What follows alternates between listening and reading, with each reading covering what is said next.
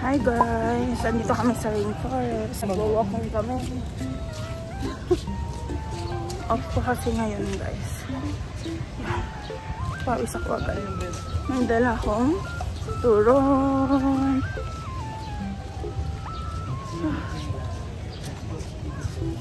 Kaninang umaga dapat mag-walking kami. Kaso wala pa kasi kaming tulog noon.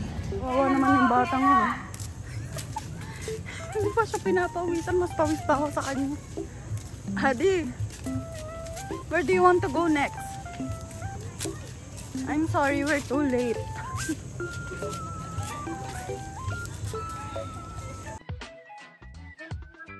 Why there's a cow at the red forest? That's only a statue. That's not a real cow. What's that? Ang sabi. Hey, what's that? Habang siya magtsatsa niya, then wala naman sa report. So it means she's a gold digger. Yeah. Ginanyan ko yung buhok ko guys kasi hindi pa ako naliligo. At alam niyo ba, nagtimbang ako kanina. 76 na ako girl. What?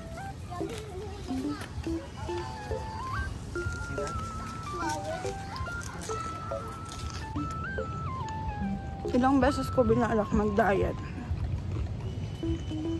Pero laging ang sarap ng ulam sa bahay.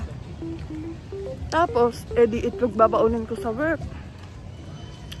Itong mga kasama ko, I mean ako siguro, umu-order lagi. So wala. Lumobo na ako ng ganito. This is the reality. Ngayon nga, hingal ako. Tingnan nyo, todo kain pa rin. Sige.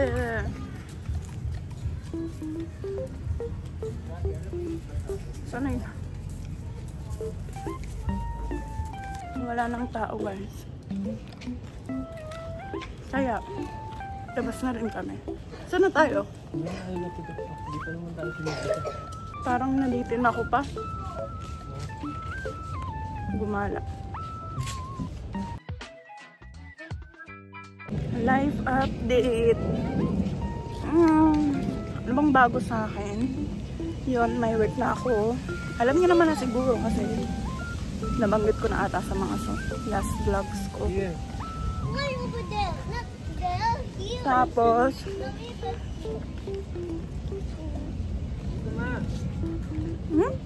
tapos, magti 3 months na ako doon sa work ko. Tapos, 2 months pa lang ako, ginawa na akong charge nurse. Ano pa bang bago? Yun, happy naman ako sa Nico.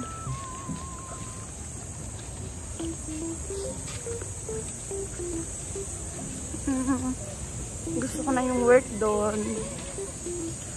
Gusto ko na yung babies. Tapos, muha na ako ng driver's license. And,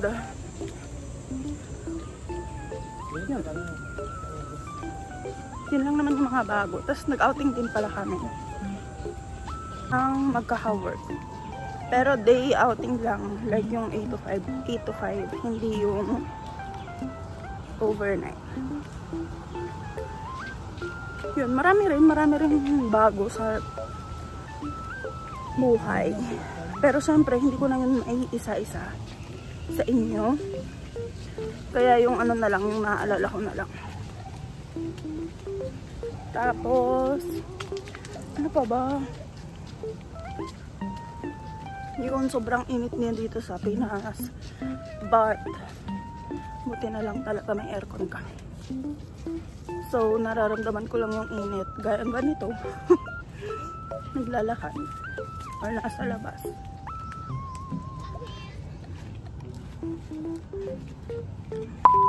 Nung una guys, alam niyo ba, nag-aalangan akong mag-work dito sa Pinas kasi may mga ka-work ako sa Saudi na nahirapan mag-work dito sa Pinas.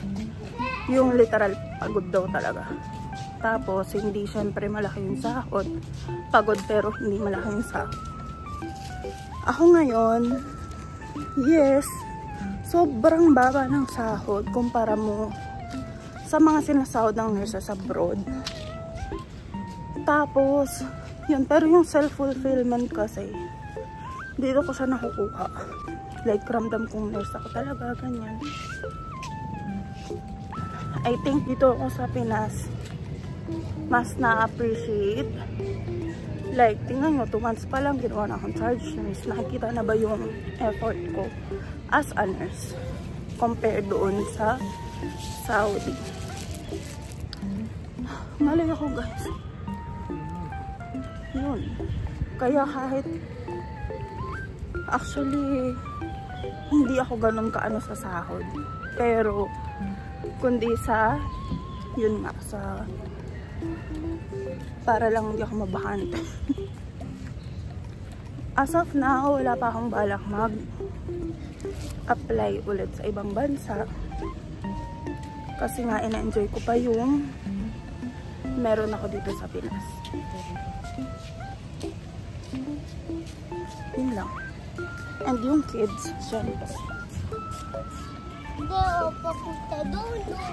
But we need to go na kasi magka-close na to, Adi. See the lights, but you still have cough. I can put it to the freezer. No, to the freezer. Okay.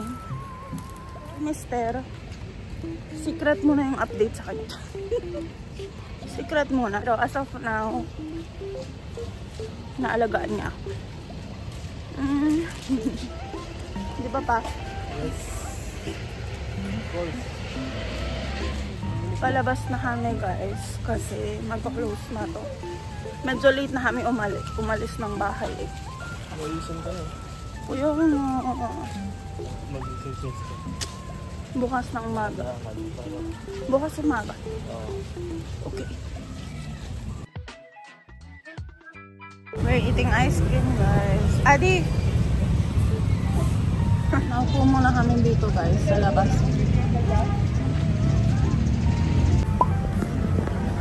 Guys, nag-food trip kami. Kikiam at fishball.